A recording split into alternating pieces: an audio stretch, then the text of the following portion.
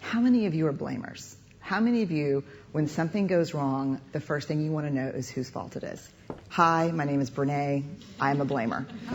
Let me just tell you this quick story. So this is a couple years ago when I first realized the magnitude to which I blame. I'm in my house. I have on white slacks and a pink sweater set, and I'm drinking a cup of coffee in my kitchen. It's a full cup of coffee. I drop it on the tile floor. It goes into a million pieces, splashes up all over me. And a millisecond after it hit the floor, right out of my mouth is this: "Damn you, Steve." Who is my husband? Because let me tell you how fast this works for me. So Steve plays water polo with a group of friends. And the night before, he went to go play water polo. And I said, hey, make sure you come back at 10, because I can never fall asleep until you're home. And he got back at 10:30.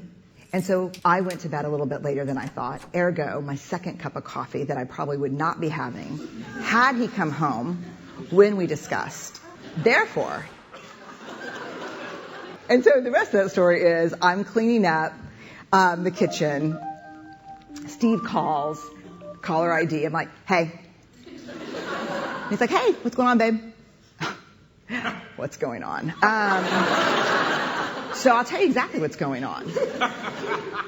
I'm cleaning up the coffee that spilled all, like dial tone. Because he knows. How many of you go to that place when something bad happens, the first thing you want to know is whose fault is it? I'd rather it be my fault than no one's fault. Because why? Why? Because it gives us some semblance of control. But here, if you enjoy blaming, this is where you should stick your fingers in your ear and do the na thing, because I'm getting ready to ruin it for you. Because here's what we know from the research. Blame is simply the discharging of discomfort and pain.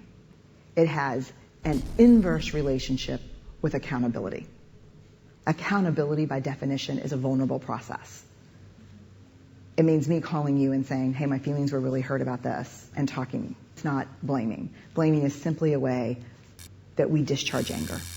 People who blame a lot seldom have the tenacity and grit to actually hold people accountable, because we expend all of our energy raging for 15 seconds and figuring out whose fault something is. And blaming is very corrosive in relationships, and it's one of the reasons we miss our opportunities for empathy. Because when something happens and we're hearing a story, we're not really listening.